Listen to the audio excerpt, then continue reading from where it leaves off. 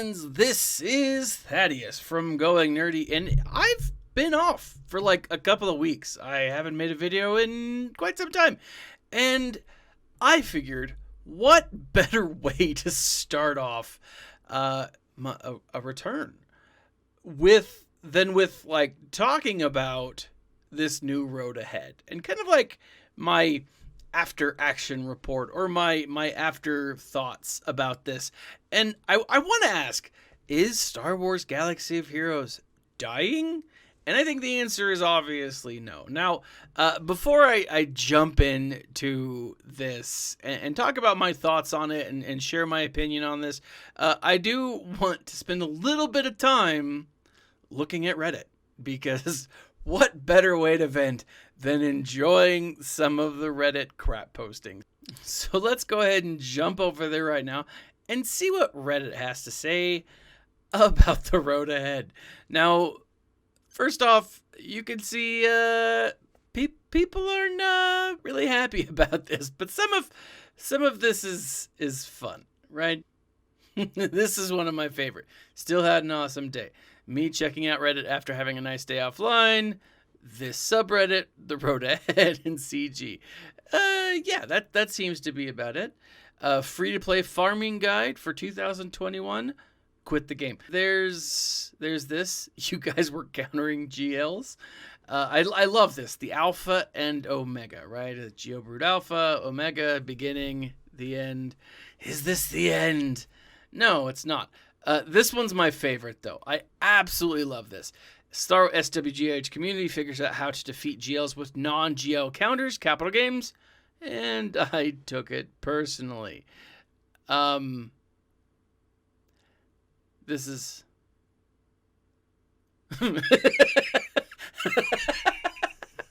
oh, that's pretty awesome. I love that. The player base, CG. Why does everybody hate me?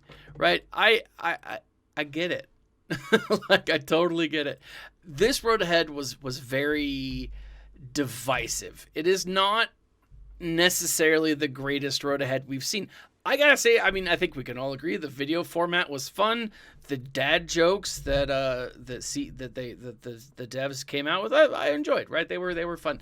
The nerfs for these characters, for the way that they're trying to make Galactic Legends unbeatable sucks, right? Let's go ahead and look at it real quick. Like, they've nerfed a lot of this stuff, and they've done it so that they can keep some of the in-game stuff available, so they can move forward with the future of the game. The future of the game. The future of the game. Taking it at face value, listening to the devs and saying, hey, look, we have to do this now so that in the future we can, still have a game to play, right? I'm hoping that's the case. I'm really hoping that that's what they're doing, right? Preparing for more stuff. There's still so many characters in Star Wars that we haven't seen added to this game. And this game is a huge moneymaker. This game makes millions and millions and millions of dollars each quarter, right? It's Disney's happy with it. Lucasfilm is happy with it. This is one of the only mobile games that is making money. Now, is it making money now as a last-ditch attempt to prevent itself from going out of business when Star Wars Hunters comes out, and it's supposed to be out sometime in the near future, right? It's supposed to be out in the fall of 2021. We actually should see some material soon, right? Assuming that they haven't postponed it or canceled it. But this is the only mobile game that Star Wars has. So there's aspects of this that I absolutely love, right? So seeing that they've got a new ship, the Executor, coming out. Now, a lot of people are frustrated with this, right? That the journey event reads like a Galactic Legends, right? Essentially, we have two different types of requirements. We have character requirements and ship requirements. Now, in a very real sense, that doesn't seem odd necessarily.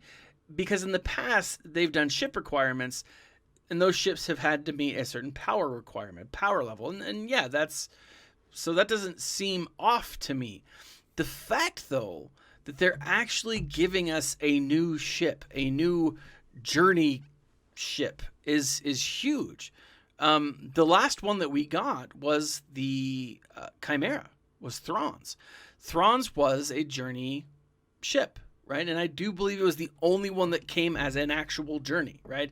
As the rest you can kind of unlock sporadically in different ways.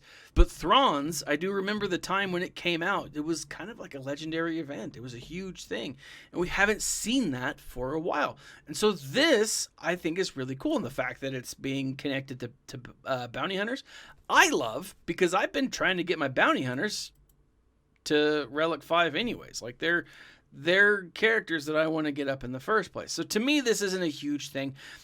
But it says to me that they're going to be spending more time on ships.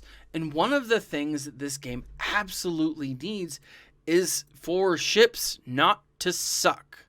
They need to not suck, because they've sucked in the past. They suck currently. They're not great. And I think we can all agree that ships kind of blow. I mean, it's not a really fun part of the game. This is SWGOH. These are all the ships in the game, and there's so many ships that just aren't good. And like the Razor Crest just came out, and like, it's cool that we have it available to us. It's awesome that they did it the way that they did. I really like the way that they brought the Razor Crest out, but it's frustrating because ships haven't been a really fun part of the game. And so I'm really, really hoping that that's gonna change, because that needs to change, because ships have sucked so badly in the past. It's important that they make the change. It's important that they not suck for the future. And that's something that I'm hoping that this actually addresses. Now, here's the thing.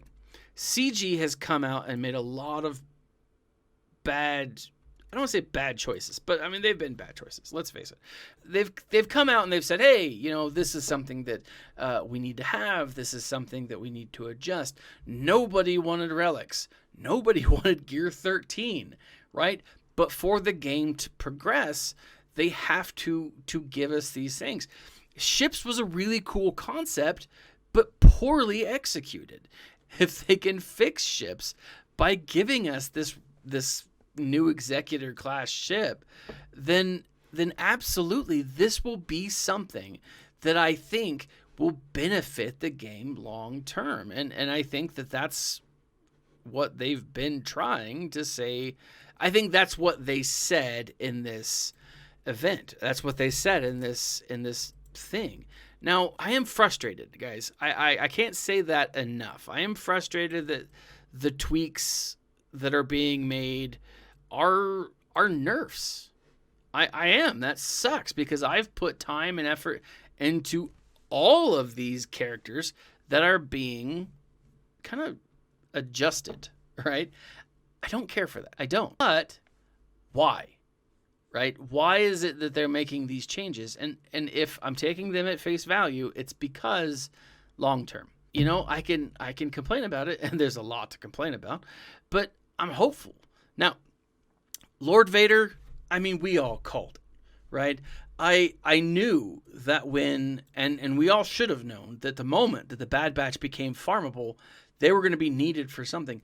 And it does kind of make sense that Lord Vader being connected to the Bad Batch, because if you saw episode 7 or season 7 of the Clone Wars, they were connected. That's when they brought back Echo. It all worked out, right? I'm hoping that one of the characters that they bring into the game in the next little bit is Crosshair, because let's face it, he's awesome and would be awesome as an Imperial character, and even connected to the Bad Batch, right? Bad Batch tag, Imperial tag, it would all make sense. But again, the one thing that And the last thing that really excites me for this, the change in Conquest, the new discs, yeah, that's kind of cool, and I'm excited about that. And I haven't really picked apart each and every individual sentence here. Maybe I will in the next couple of days, and I'll come up with a Mike Zero-esque thing. But I'm excited that friggin' Maul is coming to the game, and I'm excited that he's coming as a Mandalorian. Yes, he's not a Force user, or he's not. He's an unaligned Force user.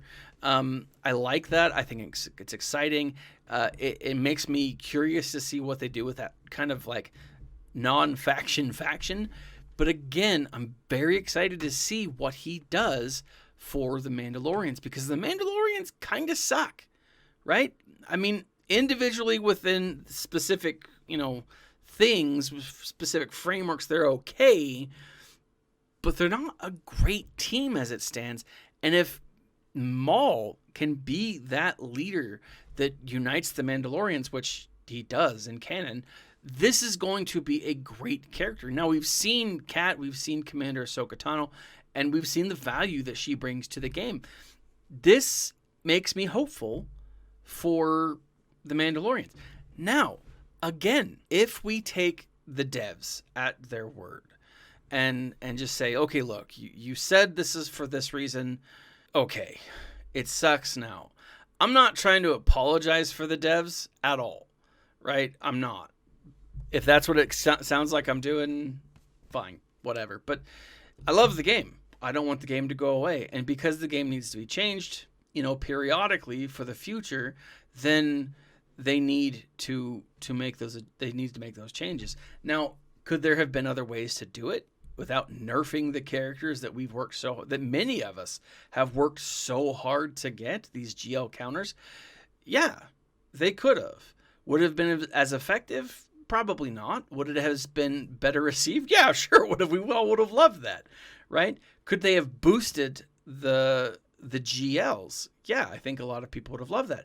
But then again, there's a lot of people who wouldn't have. Now, I don't know. I do like the idea of having a GL who is godlike, right? Because that's the goal. If that is the top tier character, great. Make that character godlike. Don't give us a C that can be defeated instantly, right? But at the same time, there's a lot of changes that also need to be addressed with this. How is this going to affect GAC? They're going to need to come out and talk about this. How is this going to affect other, PvP type things? I am more of a PvE player, so this isn't a huge thing for me. But I can totally understand why people are pissed, and I'm a little upset with it myself. But because of the things that are coming with this, I am not as upset as a lot of people. I'm just going to sit back, probably not spend any more money for the foreseeable future, and see where see where the road ahead actually goes. There's a lot of speculation. They're going to make missteps. They're going to make mistakes. They've done it in the past. They're going to do it again. But what does that mean for the game? I don't know. I really don't. I am excited about the future of the game. I am hopeful about the future of the game. Personally, I'm going to hold off just because I've already spent a lot of money on this game. But what do you guys think? What were your thoughts on the road ahead? Did you like it? Are you totally pissed off? Are there things that are beneficial here that we can see benefits to? Are there aspects of this that you liked? Are there aspects that you loved? Are you indifferent to this? Leave a comment in the section below. Let me know what you guys think. This has been Thaddeus from Going Nerdy. Like, subscribe, share, and as always, my friends, smile and stay nerdy.